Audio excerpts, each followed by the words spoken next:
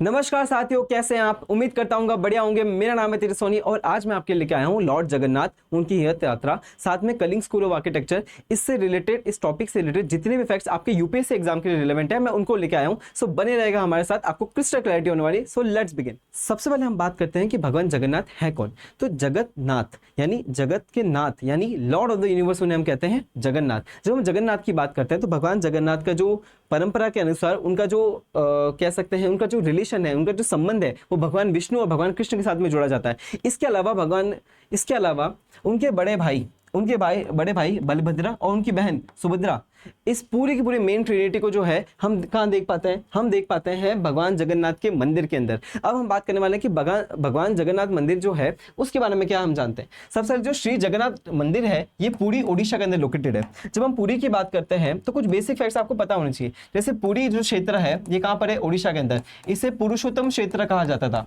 Ancient level पे बात करें, पौराणिक रूप से बात करें तो इसे पुरुषोत्तम क्षेत्र कहा जाता था।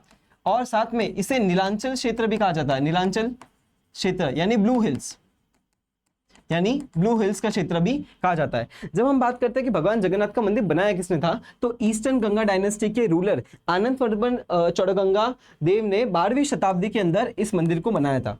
और सबसे अच्छी चीज कि यहाँ के जो राजा हैं वो अपने आप को एज एन टेम्परल ऑथोरिटी, मतलब एज अ टेम्पररी रूलर मानते हैं। वो मानते हैं कि हम तो भगवान जगन्नाथ के जो है वो सेवक है और उन्हीं के जो है आश्रय के अंदर हम रूल कर रहे हैं। तो ये शो करता है पब्लिक पार्टिसिपेशन को, ये शो करता है बहुत सारी चीजों को। इसके अलावा हम जब कलिंग स्कूल ऑफ आर्किटेक्चर की बात करते हैं तो कुछ बेसिक फैक्ट्स आपको पता होने चाहिए। सबसे पहले जब हम कलिंग स्कूल ऑफ आर्किटेक्चर की बात करते हैं तो ये जो है नागरा स्कूल ऑफ आर्किटेक्चर का पार्ट है। नागरा स्टाइल उत्तरी भारत के अंदर है, द्रविड़ यानी साउथ इंडिया के अंदर हमें द्रविड़ देखने को मिलता है। और इन दोनों का जो फ्यूजन है जिसे हम वैशाला स्कूल ऑफ आर्किटेक्चर कहते हैं। तो जो नागरा स्कूल ऑफ आर्किटेक्चर है उसके बहुत सारे जो है वो सब रीजनल पार्ट्स है, यानी रीजनल डेवलपमेंट्स है। फॉर एग्जांपल ओडिशा का जो एंशिएंट क्षेत्र था जिसे हम कलिंग कहते हैं, जो अशोक आप पढ़ते हैं मौर्य के अंदर, उनकी जो वाइफ थी कौरवकी, वो भी जो है कलिंग क्षेत्र से थी। और आपको पता भी है कि अशोक ने जो है वो कलिंग का युद्ध लड़ा था। उसी के बाद में उन्होंने धर्म मतलब बुद्ध गोष्ठ जो है वो धम्म गोष्ठ की तरफ वो अग्रसर हुए थे। तो जब हम कलिंग क्षेत्र की बात करते हैं, इसे जो है हम कलिंग स्कूल ऑफ आर्किटेक्चर कहते हैं। इसके अंदर आपको 3 कीवर्ड याद रखना है। सबसे पहला जो कीवर्ड है वो है रेखा, दूसरा है पिद्दा और तीसरा जो है वो है खाकरा। ये तीनों जो है कलिंग स्कूल ऑफ आर्किटेक्चर के सब पार्ट्स है, यानी उसके और भी ज्यादा सब रीजनल पार्ट्स है। जब हम जगन्नाथ जी की बात कर रहे हैं, जगन्नाथ मंदिर की बात कर रहे हैं, तो वो एग्जांपल है रेखा देवला स्टाइल के अंदर। ठीक है, जब हम जगन्नाथ जी की बात करते हैं तो वो है रेखा देवला स्टाइल ऑफ कर्विलीनियर। इसके अंदर क्या होता है? इसके अंदर जो हमें ये जो गर्भगृह है जहाँ पे मेन डेटी होती हैं, जहाँ पे मेन जो विग्रह होता है, जो दर्शन, जिनके दर्शन जो है उसके लिए भक्तजन आते हैं, यहाँ पे ये जो है ये कर्विलीनियर होता है। यहाँ के जो शिकारा होता है, टावर होता है, वो कैसा होता है? कर्विलीनियर। इसे ही हम बोलते हैं रेखा देवला स्टाइल ऑफ आर्किटेक्चर। ठीक है, इससे के अलावा अगर मैं बात करूं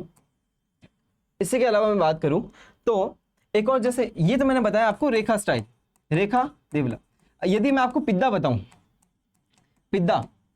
पिद्दा देवला, इसके अंदर क्या होता है? सीढ़ी नुमा एक पिरामिड चल रहा होता है, ये होता है पिद्दा स्टाइल। अब उसी के साथ में मैं खाकरा की बात करता हूं। तो जब मैं खाकरा स्टाइल की बात करता हूं, इसके अंदर क्या होता है? एक आयतकार यानी एक वॉल्ट की तरह एक रूफ जो होती है ना, इसकी ऐसे होती है, हमें देखने को मिलती है। ठीक है, ये जो शक्ति ट्रेडिशन है यानी देवी ट्रेडिशन है उससे संबंधित है। तो जगन्नाथ जी का जो टेंपल है उसका बेस्ट एग्जांपल है रेखा देवला स्टाइल। और जब हम इसकी अंदर ही बात करते हैं तो अब देखेंगे कि ये जो है ये उनका जो मेन डेटी है, उनका जो गर्भगृह है, यहीं पे उनका गर्भगृह जो शिकारा है वो कौन सा है? रेखा देवला। उसी के सामने असेंबली हॉल जहां पे भक्तजन जमा होते हैं, उसे हम बोलते हैं जगमोहन। यदि आपसे पूछा जाए कि जगमोहन जो है is a important characteristic part of which temple architecture, तो आप बोलेंगे ओडिशा स्कूल ऑफ आर्किटेक्चर या कलिंग स्कूल ऑफ आर्किटेक्चर या फिर नागरा स्कूल ऑफ आर्किटेक्चर। ठीक है, अब हम बात करते हैं आदि शंकराचार्य की। जब हम आदि शंकराचार्य जी की बात करते हैं तो उनका जो जन्म है वो 8वीं शताब्दी के अंदर किलाड़ा नाम की जगह केरला के अंदर हुआ था। जो उस समय के जो हिंदू धर्म था उसको रिफॉर्म करना चाहते थे। जो वेदांत था, जो वेदांत दर्शन है, जो षड दर्शन के अंदर जिसकी हम बात करते हैं उसके अंदर वेदांत दर्शन जो है उसको जो है वो प्रचार के लिए उन्होंने पूरे भारत के अंदर अलग अलग जगह पे भ्रमण किया और मात्र 32 साल की उम्र में उनका जो है देवलोक गमन हो गया। लेकिन उनका जो सार था, उनकी जो बात थी, उसको प्रचार प्रसार करने के लिए उन्होंने 4 मठों की स्थापना की। और ये जो 4 मठ है ये भारत के अलग अलग क्षेत्रों में देखने को मिलते हैं। सबसे ये जो 4 धाम है इसी को हम क्या कहते हैं, 4 धाम। ठीक है, सबसे पहले उत्तर के अंदर बद्रीनाथ हमें देखने को मिलता है। जब हम वेस्ट के अंदर यानी पश्चिम के अंदर बात करते हैं तो हमें द्वारका देखने को मिलता है। जब हम ईस्ट की बात करते हैं तो हमें पुरी देखने को मिलता है, और जब हम साउथ की बात करते हैं तो हमें रामेश्वरम देखने को मिलता है। तो आदि शंकराचार्य ने अपने अद्वैत जो उनका वेदांत का जो सार है उसके प्रचार प्रसार के लिए, हिंदू धर्म को रिफॉर्म करने के लिए 4 मठों की स्थापना की। और उसमें वन ऑफ द इंपॉर्टेंट मठ या वन ऑफ द मठ जो है वो है पुरी। पुरी का जगन्नाथ मंदिर उसका केंद्र है। आगे बात करते हैं। अब हम बात करते हैं जगन्नाथ जी की रथ यात्रा के बारे में। तो जो हम जगन्नाथ जी की रथ यात्रा की बात करते हैं तो भाई सबसे पहली चीज तो ये एक एनुअल फेस्टिवल है। एनुअल फेस्टिवल है जिसके अंदर हजारों की भीड़ के अंदर जो श्रद्धालु है वो आते हैं, और जो रथ होता है, मतलब जो रथ होता है जगन्नाथ जी का, बालभद्र जी का या उनकी बहन का, उसको जो है वो खींचने के लिए आते हैं। अब ये जो ट्रेडिशन है, इस ट्रेडिशन के अंदर वो लॉर्ड जगन्नाथ अपने मंदिर से गुंडीचा मंदिर जाते हैं जहां उनकी मौसी का घर है। ठीक है, अब जब वो वापस गुंडीचा मंदिर से अपने मंदिर में आते हैं, अपने घर में आते हैं, उस यात्रा को हम बोलते हैं बहुधा यात्रा। मतलब ये जो रिटर्न की, वापस आने की जो यात्रा होती है, ये जो रिटर्न की यात्रा है, वापस आने की यात्रा, इसे हम बोलते हैं बहुधा यात्रा। ठीक है, अब इससे रिलेटेड कुछ और फैक्ट समझते हैं। सबसे पहले जब हम बात करते हैं 3 चैरिट्स, अब यहाँ पे आपके लिए कुछ फैक्चुअल एस्पेक्ट इंपॉर्टेंट हो सकते हैं। सबसे पहले इस चीज को समझो। जैसे हम बात करते हैं कि क्या होता है, हर साल जब एनुअल फेस्टिवल के रूप में लॉर्ड जगन्नाथ जी की यात्रा होती है, जो कि इस साल 16 जुलाई को हुई थी, उसके अंदर लॉर्ड जगन्नाथ जी का जो रथ होता है, हर साल नया रथ बनता है, लेकिन उन रथ का नाम जो होता है वो समान रहता है। जैसे जगन्नाथ जी का जो रथ है उसका नाम है नंदीकोश, जो बालभद्र जी का रथ है उसका नाम है तलध्वज, और जो माता सुभद्रा यानी देवी सुभद्रा का जो रथ है उसे हम बोलते हैं दर्प दलन यानी देव दलन, या दर्प दलन और देव दलन के नाम से जाना जाता है। तो ये आपके लिए फैक्चुअल एस्पेक्ट के लिए इंपॉर्टेंट है कि जो जगन्नाथ जी है, बलभद्र जी है, और जो सुभद्रा माता सुभद्रा है, उनके रथों का नाम क्या है। इसके अलावा एक और कीवर्ड है जो आपके एग्जाम के रिलेवेंट है, उसका नाम है चेहरा पहनाना रिचुअल। ये क्या एक अनुष्ठान है जिसके अंदर वहाँ मतलब आपने पढ़ा है कि ईस्टर्न गंगा डायनेस्टी के रूलर ने इस जो है टेंपल को बनाया, और वो अपने आप को एज अ दास और एज अ सेवक मानते हैं, एज अ भगवान जगन्नाथ जी का। तो यहाँ पे क्या करते हैं, जब ये एनुअल रथ यात्रा होती है तो वहाँ आज इस समय जो समकालीन राजा है वो तीनों जो डेटीज हैं, जो विग्रह है, उनका जो रथ है वो साफ करते हैं। उस पूरे ट्रेडिशन को हम उस पूरे ट्रेडिशन को हम कहते हैं चेहरा पहनना रिचुअल। इसके माध्यम से ये संदेश दिया जाता है कि मैं तो जो है वो सिर्फ सेवक हूँ, और जो नाथ है, दैट इज जो जगन्नाथ है, वही राजा है। तो I am the divine servant of the divine deity, वो इज जगन्नाथ। ठीक है, और मेरा जो दायित्व है वो है वो जन कल्याण का। यही आज के टाइम पे जब हम पॉलिटिकल डेमोक्रेसी की बात करते हैं, सोशल इकोनॉमिक डेमोक्रेसी की बात करते हैं, तो उसमें यही तो है कि डेमोक्रेसी है क्या, जनता की आवाज।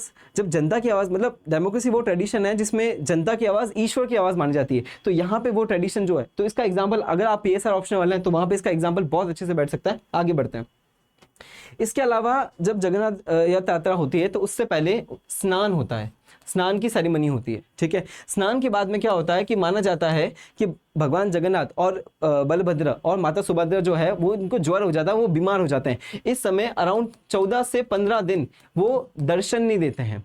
वो दर्शन देने के लिए जो है, क्योंकि वो विश्राम का समय होता है, इसलिए वो जनता को यानी अपनी प्रजा को जो है वो दर्शन देने के लिए आते हैं। अब आपके लिए एक और कीवर्ड है, दैट इज नव कलेबरा। नव कलेबरा एक इंपॉर्टेंट टर्मिनोलॉजी है जिसका मतलब होता है कि जो विग्रह है, जो जगन्नाथ, बलभद्र और जो माता सुभद्रा का जो विग्रह है वो जो है वुडन यानी लकड़ी के बने हुए हैं, और उनको जो है हिंदू पंचांग के अनुसार जो अधिक मास होता है 8 से लेकर 19 वर्ष के बीच में जो है उसको चेंज किया जाता है। उस प्रक्रिया को, उस रिचुअल को हम क्या कहते हैं, नव कलेबरा रिचुअल कहते हैं, जो बेसिकली अधिक मास के समय होता है। कब होता है, हिंदू पंचांग के अधिक मास यानी चंद्रमा के समय होता है। ठीक है, आगे बढ़ते हैं।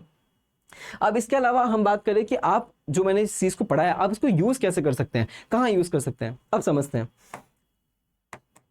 सबसे पहले आप देखेंगे तो जो विग्रह है वो वुडन से बनाए गए, लेकिन जब हम ट्रेडिशनली हिंदू टेंपल की बात करते हैं तो उसके अंदर या तो स्टोन और मेटल्स के जो है वो विग्रह बनाए जाते हैं, मूर्त बनाई जाती है। लेकिन भगवान जगन्नाथ की जो मूर्त है वो किस में बनाई जाती है, वुडन से बनाई जाती है। इसके अलावा महाप्रसाद, जो महाप्रसाद, ये माना जाता है कि जो भी लॉर्ड जगन्नाथ के शरण में आता है, भगवान जो है वो बिना मतलब ऊंच नीच का जो भाव है उसको हटाते हुए, जो गरीबी अमीरी का भाव है, सारे तरह के भेदभाव, मतलब जितने भी सोशल डिफरेंस है और सोशल जो डिवीजन है, उन सबको हटाते हुए भगवान जगन्नाथ का जो महाप्रसाद है वो सभी के लिए है, जो कि वहां पे इक्वालिटी को और भगवान की भक्ति ट्रेडिशन को शो करता है। ठीक है, और आप भक्ति ट्रेडिशन जब आप पढ़ते होंगे तो आपको ये भी पता होगा कि किस प्रकार से कलिंग जो है वो मतलब 900 सालों से गढ़ बन रखा है भक्ति ट्रेडिशन का। और साथ में जो महाप्रसाद है, ऐसा माना जाता है कि महाप्रसाद कभी खत्म नहीं होता। महाप्रसाद जो है वो सभी श्रद्धालुओं के लिए होता है। इसका जो एग्जांपल है आप टेंपल इकोनॉमी के अंदर, कम्युनिटी किचन के अंदर, इन सब के अंदर आप जो है वो महाप्रसाद का एग्जांपल दे सकते हैं।